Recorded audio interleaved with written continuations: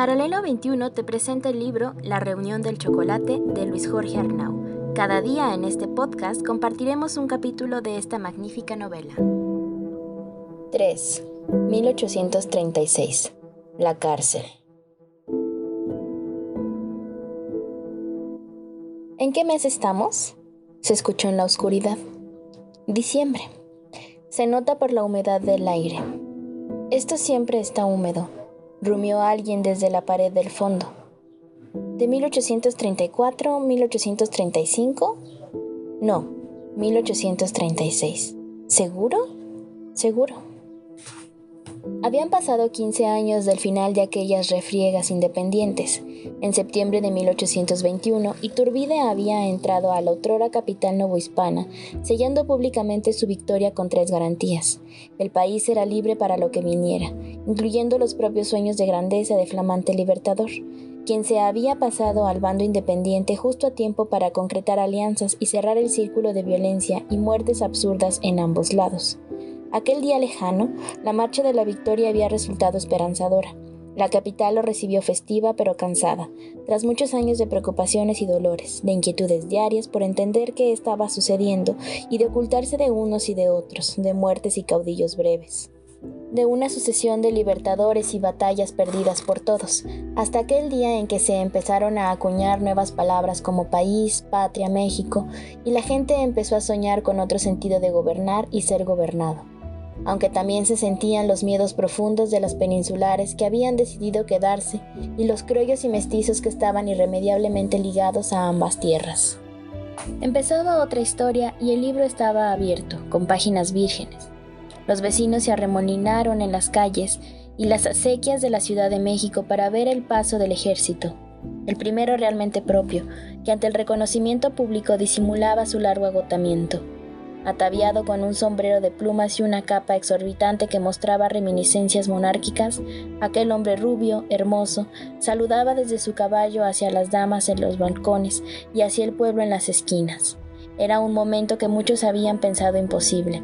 Colgados a las farolas, los niños descalzos celebraban la alegría de una ciudad atribulada que recuperaba la respiración.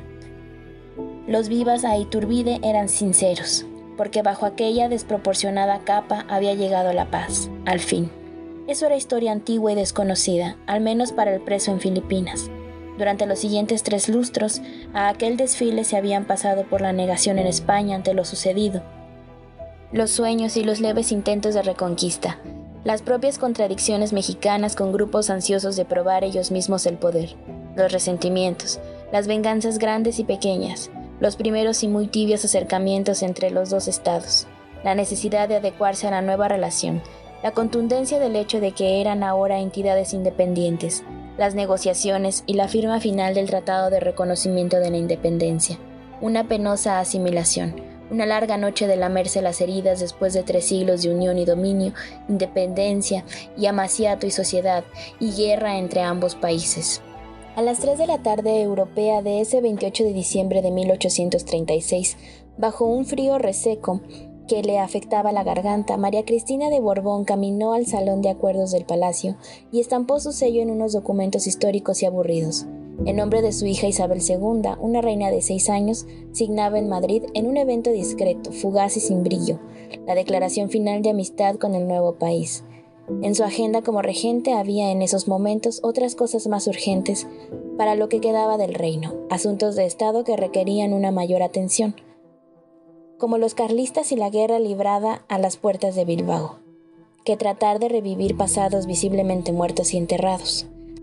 La nueva realidad era otra y había que manejarla. Se trataba ahora de una España sin México, aunque también de un México sin Texas, 2 naciones disminuidas que empezaban a verse con otros ojos. Lo evidente era ahora oficial. Ese día, como los anteriores en aquel presidio del otro lado del mundo, el interno había comido lo mismo de siempre, un caldo espantoso de origen desconocido, quizá tapioca, y un trozo de pan de arroz que a fuerza de costumbre ya no sabía a nada. Lo importante era matar el hambre antes de que el hambre lo matara a uno. Aún no llegaba a los 60 años, pero su apariencia era de 120. Había perdido 6 dientes en el último año, 2 de ellos arrancados de manera casi brutal por el extraño médico sacerdote sargento de la prisión, intentando reducirle aquella descomunal hinchazón que se clavaba en su mandíbula, taladrándole desde el pómulo hasta los recuerdos. La cirugía había sido carnicera, dejándolo tirado durante 2 días, crucificado por espantosos espasmos ante los cuales usaba como único analgésico la presión de su propia mano contra el punto masacrado. La extracción salvaje le deformó el rostro por semanas. Sin embargo, todo era mejor que aquel dolor asesino que le impedía mantenerse de pie y lo hacía descubrir otros demonios reales aún no aparecidos durante el cautiverio. Eran los espíritus del mal, sonriendo en círculo y pinchándole la herida con fuego. En la convalecencia y pese a sus deplorables condiciones, se sentía aún privilegiado por haber resistido tanto tiempo en aquella fosa húmeda y maloliente, sobreviviendo a la epidemia de cólera de 1819. Los males causados por la deficiente alimentación en el encierro, el desabasto provocado por los piratas malayos que asediaban la capitanía y obligaban al administrador de la prisión a espaciar el rancho, a veces hasta por 3 días. Las batallas entre los internos que provocaban por cualquier motivo o sin él, enormes acapelas y muertos que aparecían de repente ya sin preocupaciones, sin que nadie supiera quién lo había aproximado al Creador o al infierno. La locura suicidia que a todos les daba por periodos, capaz de arrojarlos de cabeza contra las paredes. Y ahora a esto, una infección que le impedía digerir aún los granos de arroz o retener la saliva en su sitio. Pese a todo, estaba vivo. La sentencia indicaba 10 años, así había llegado con un castigo preciso, cumplido hacía ya mucho tiempo. Sin embargo, nadie conocía las causas por las cuales aquel hombre continuaba detenido y en las órdenes, difusas cuando las había, no prometían algún cambio en la situación jurídica de uno de los huéspedes más antiguos de aquella prisión, perdido en la cuenta de los días que llevaba su encierro y que, seguro de su terminación, preguntaba a todo aquel que asomara por la pequeña mirilla en el portón sin que alguien tuviera indicios del procedimiento a seguir para liberarlo. Durante varios meses, antes que el desencanto se tragara su voluntad, la misma pregunta salía cada mañana a través del enviado para dar los alimentos a los presos. Mi condena ya terminó. ¿Pueden revisar mi situación legal? Ya debería estar libre. Silencios de todos colores iban de vuelta tras sus ruegos y le hacían saber sin decir nada que alguien lo había condenado a muerte en aquel agujero desde el que se aferraba a volver a ver la luz sin sombras. Tal vez me maten, pero yo no me muero. Una mosca oscura y voluminosa agitaba su inquietud entre las cabezas agobiadas de los presos, acostumbrados a abandonarse a su molesto zumbido y a los piquetes asesinos de los piojos y al chillido de las ratas caminando su nervio por las cornisas, y a los 1000 insectos innombrables que pululaban por Manila y se escurrían desde el techo o por el orificio que funcionaba como letrina, y a una pareja de murciélagos que se buscaban en la noche para copular inmorales frente a la mirada lúbrica de algunos, y a un sentimiento extraño de otros que ya habían olvidado de qué se trataban aquellos acoplamientos malabares. Un caótico hacinamiento de fauna menor, combatiendo con los presos por un espacio vital en aquel mortal agujero. Frente a los chirridos y los aleteos, las noches luchaban sin éxito por ser silenciosas. Para muchos, eso era la verdadera muerte. La falta de vida llegaría después. La mosca logró dar 3 giros, ganando confianza y luciendo su alado poder, pero una distracción instantánea la llevó demasiado cerca del único brazo de Juvenal Maytorena, asesino a sueldo, y uno de los múltiples hijos bastardos del gallego capitán Juan Bedoya, hombre de mala fama y mala muerte en aquellos océanos asiáticos. El brazo relampagueó en el viento y trituró al insecto contra su propio pecho, seguido por la explosión salvaje de un grito que lo hacía inconfundible en las galeras. No hay más Dios que yo. Se trataba de un Dios vengativo y voluble que odiaba por costumbre a todos, el mexicano entre ellos, porque miraban el sitio de su brazo ausente y quizá reían, quizá se burlaban de su aparente incapacidad que no era tal. Sus compañeros de celda lo habían atestiguado en el duelo a muerte con otro interno que lo llamó inválido y falleció tras una impresionante batalla de varias horas. Ante la indiferencia de los guardias y el miedo a involucrarse de los compañeros de celda que los veían sangrar, resoplar, golpearse una y otra vez, salpicando sangre en todo el cuarto, hasta que un cadáver quedó tendido en una esquina y el corpulento Juvenal gritó al viento: para que lo escuchara hasta su padre muerto, 20 años atrás. No hay más Dios que yo. El grito de guerra se repitió con frecuencia. No hay más Dios que yo. No hay más Dios que tú, contestaban los reclusos. No lo olviden. No lo olvido, se escuchó al fondo entre las sombras. No lo olvido, rumió algún otro. Tras tantos años había aprendido a no encenderse dentro de aquellas 4 paredes si deseaba sobrevivir. Aún con el minúsculo cadáver pegado a su pecho, aquel energúmeno giró sobre su costado y recuperó su sueño eternamente bufado. Eso es todo lo que recuerdo, contestó el mexicano con indiferencia durante el interrogatorio al que fue sometido la mañana siguiente por los guardias. Tras destrozarla la mosca, regresó el silencio y me dormí.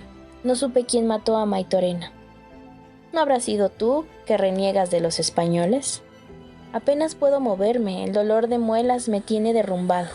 Todos los presos de aquella celda tenían motivos de sobra para empuñar un arma contra el monstruo, por lo que era de esperar la complicidad en el silencio. El corte en la yugular había sido limpio, con un objeto de filo perfecto que nunca apareció. A media tarde, tras sacar el cadáver, las autoridades decidieron castigar a los internos retirando la comida hasta que alguien confesara una muerte que nadie, en apariencia, había visto. Fueron los 4 días más violentos para el prisionero venido de América, en aquella enorme reclusión filipina. El muerto era, al fin y al cabo, hijo de un peninsular, y como tal no podía permitirse violencia en su contra, por lo que dejaron a su propia suerte y a la ley del más fuerte de determinación de sentencia. Querían un culpable y había que dárselos o morir de hambre. Durante 100 horas nadie pudo dormir, sabedor de que no podían faltar con su vida la deuda con el Estado español y así retirar el embargo de alimentos. No hubo días peores en aquella cárcel isleña. A la hora de los alimentos, la rejilla se abría para dejar pasar la voz del celador en turno. ¿Confesó alguien? Ante el silencio, debilitado por la edad y la infección, el viejo se sabía incapaz de sobrevivir en aquella batalla a muerte que se avecinaba, mostrándose en los descontrolados sentidos de los presos, por lo que buscó el refugio de una esquina esperando inútilmente pasar desapercibido. El resto de los reclusos hacía sus propias estimaciones sobre el eslabón más débil a ser entregado a cambio del manco. Al sur, 2 paredes se entrelazaban muy cerca del sitio donde se amontonaban los desechos.